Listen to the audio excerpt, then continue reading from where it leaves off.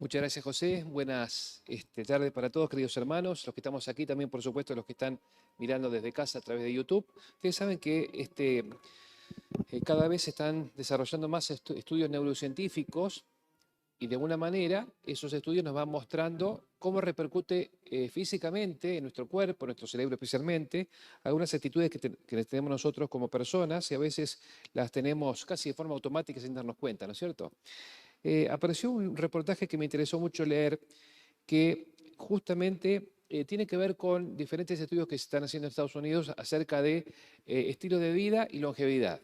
Se están estudiando en las universidades la forma de estirar la vida y la calidad de vida de las personas. Eso es lo que están muchas personas o muchos investigadores estudiando y hay mucho dinero que se está invirtiendo justamente en esto.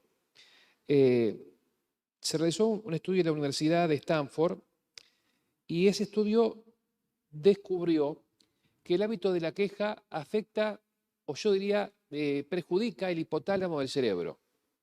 El hábito de la queja, ¿no es cierto? De la queja constante, recurrente, etc.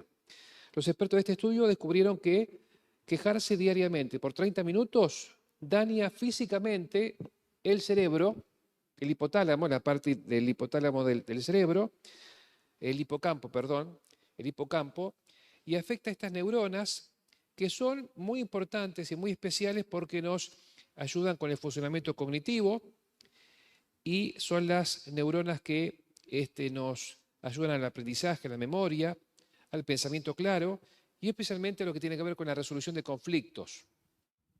Cuando uno tiene un problema tiene que resolverlo, cuando uno está carburando, tequi, tequi, tequi, ¿no es cierto? Está funcionando el hipocampo del cerebro, ¿no?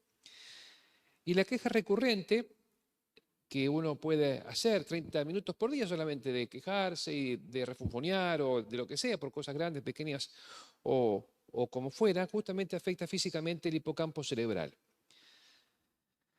Muy bien, esto por supuesto tiene que ver no solamente con las quejas que uno mismo emite, sino con las quejas que uno puede escuchar, ya sea de alguna persona cercana o de los medios, etcétera, ¿no es cierto? Las quejas que uno emita o reciba. Nos estamos de alguna manera refiriendo a eso. Estuvo a cargo de este estudio el doctor Travis Bradbury.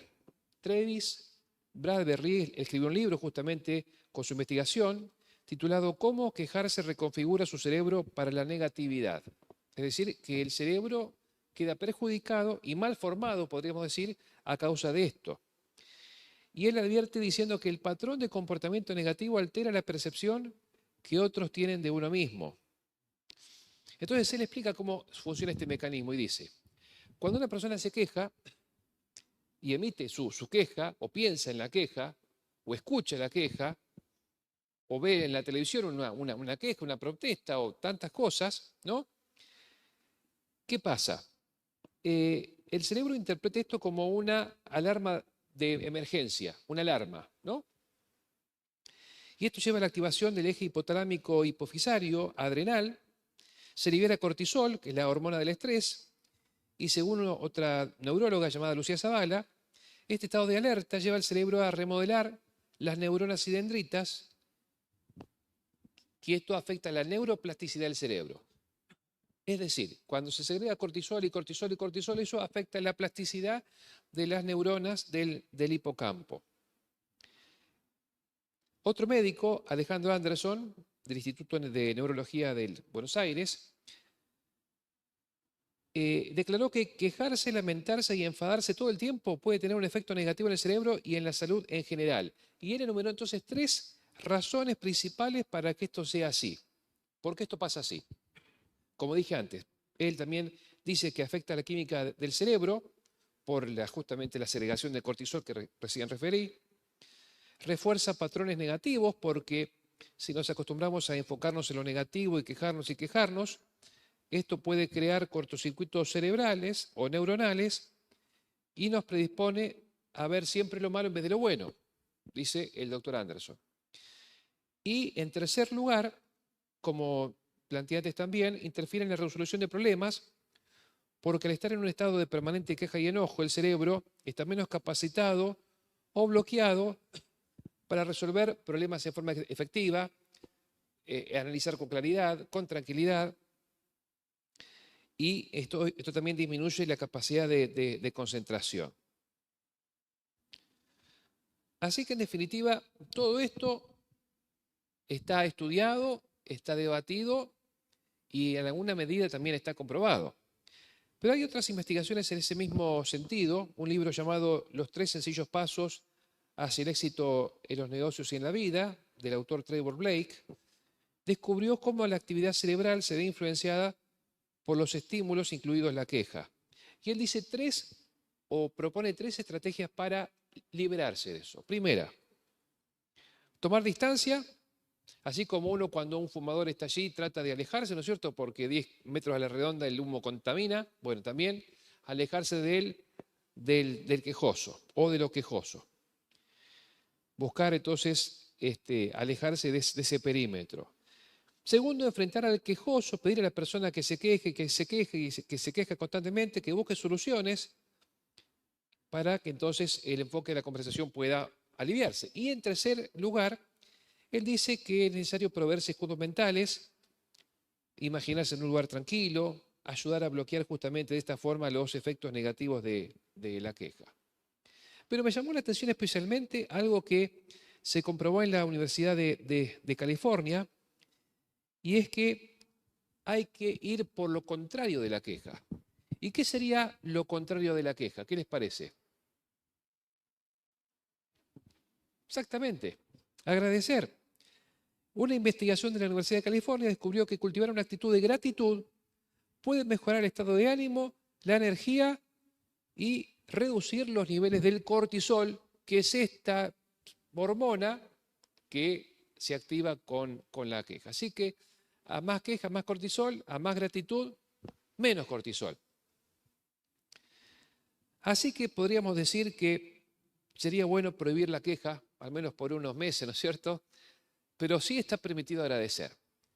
Y como estamos en el último culto de oración del año y hemos expresado nuestras gratitudes ya a Dios, tenemos que recordar algunas invitaciones que nos hace la palabra de Dios a agradecer y enfocarnos en los motivos de agradecimiento, en las cosas que tenemos, en las bendiciones y no tanto en los que nos puede estar faltando o afectando, que siempre puede haber cosas en ese sentido. Fíjense ustedes un pasaje donde se nos invita a agradecer. 1 Tesalonicenses 5:16. 1 Tesalonicenses 5:16, Pablo tenía muchas cosas para quejarse, hizo la lista muchas veces de sus pruebas, de sus penurias, pero también él desviaba la vista en eso para agradecer e invitar a la iglesia a la gratitud. Dice, estén siempre alegres, oren sin cesar, den gracias a Dios en toda situación, porque esta es su voluntad para ustedes en Cristo Jesús. O sea que la voluntad de Dios es que el ser humano, el cristiano, siempre esté agradecido. En lo bueno agradezco, en las pruebas también agradezco. Ese es el propósito de Dios, según dice San Pablo aquí. Otro pasaje conocido, Filipenses 4:6. Filipenses 4:6 dice que al orar nunca nos olvidemos que parte de la oración tiene que ver con la gratitud. ¿Sí? Puede haber, necesidades, puede haber dificultades, podemos expresarlas, pero nunca dejar de agradecer. No se inquieten por nada, más bien en toda oración, en toda ocasión, con oración y ruego, presenten sus peticiones a Dios y denle gracias. O con acción de gracias, dice la otra parte. Y la paz de Dios, que sobrepase todo entendimiento, cuidará sus corazones y pensamientos en Cristo Jesús. Es decir, como dice Pablo acá, uno agradece y los pensamientos quedan en paz, ¿no?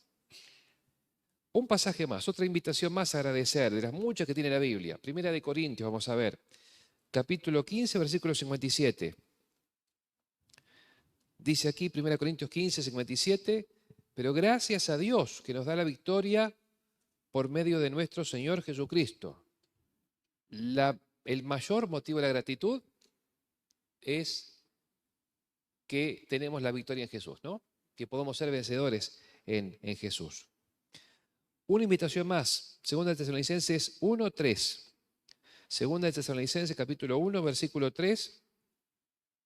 Nos habla de siempre dar gracias, así como la queja a repetición malogra, la gratitud a repetición bendice y fortalece. Dice aquí, hermanos, siempre debemos dar gracias a Dios por ustedes, como es justo, porque su fe se acrecienta cada vez más y en cada uno de ustedes sigue abundando el amor hacia los otros. Agradecer por personas, agradecer por los hermanos de la iglesia, por mi familia, no solamente por cosas que tengo o soluciones que recibo, también por personas, agradecer por personas. Otra invitación, vamos a ver, a agradecer. Primera de Crónicas 16:34, fíjense. Dice así, este canto, esta canción, alaben al Señor porque Él es bueno y su gran amor perdura para siempre. Primera de Crónicas 16:34. Y hay muchas más. No podemos quizás abundar demasiado en todas ellas, pero vamos a ver en Colosenses 3:17. Fíjense. Por lo que uno hace, por lo que uno logra, sea grande o sencillo, dice aquí Colosenses, todo lo que hagan de palabra o de obra, háganlo en el nombre del Señor Jesús, dando gracias a Dios el Padre por medio de Él. Cada acto de la vida un acto de gratitud. Cada acto de la vida una ofrenda de gratitud a Dios, porque Dios es el que nos da la vida, en Él vivimos, nos movemos y somos. Así que lo que hacemos es una ofrenda para Dios, un acto de gratitud a Dios. Y Pablo también nos dice en Colosenses 3:15, ahí cerquita, que gobierne su corazón en la paz de Cristo, a la cual fueron llamados en un solo cuerpo y, ¿qué dice? No se olviden esto, sean agradecidos. Una actitud de gratitud, de agradecimiento a Dios. Colosenses 4:2 también abunda en esto cuando dice, dedíquense a la oración, perseveren en ella con agradecimiento. Cada oración tiene que ser parte pedir, parte agradecer, o por qué no solo agradecer. ¿Sí? No está prohibido tampoco eso. Ustedes serán enriquecidos en todo sentido, dice 2 Corintios 9:11, serán enriquecidos en todo sentido para que en toda ocasión puedan ser generosos y para que por medio de nosotros la generosidad de ustedes resulte en acciones de gracias a Dios. O sea, dice, lo que hacemos también puede provocar y debiera provocar la gratitud de los demás. Uno agradece y hace cosas para Dios que motivan la gratitud en el beneficiado por ese servicio, ¿no? Termino con uno más, o con dos más, mejor dicho. Colosenses 3:16. Cantar para agradecer a Dios. Este texto nos invita justamente a cantar canciones que expresan nuestra gratitud. Entonces dice Pablo que habiten ustedes la palabra de Cristo en toda su riqueza, instrúyanse y aconséjense unos a otros con toda sabiduría.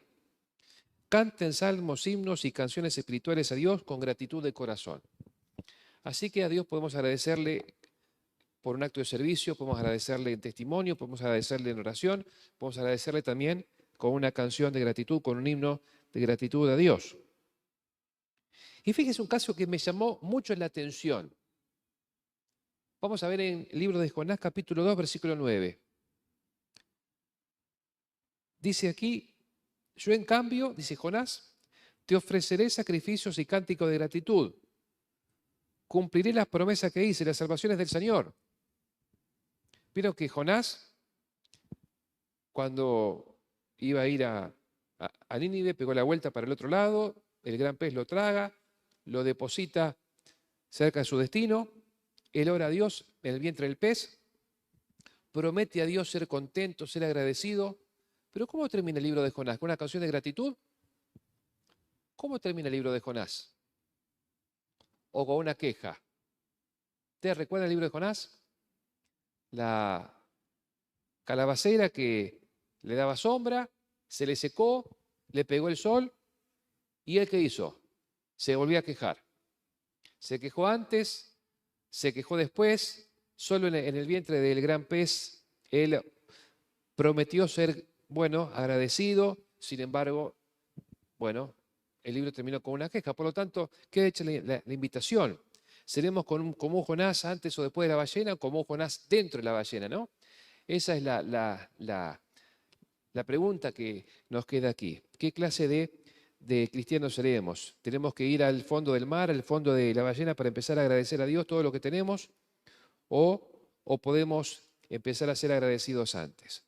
Vemos entonces que la queja que tanto nos rodea, especialmente en tiempos complicados. Hay queja, queja y queja por todos lados. Hay canales de televisión que solamente son programas de queja, ¿no?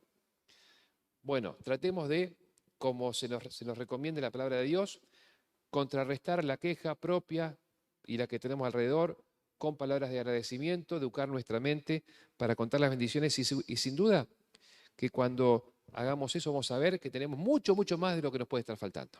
Dios nos bendiga.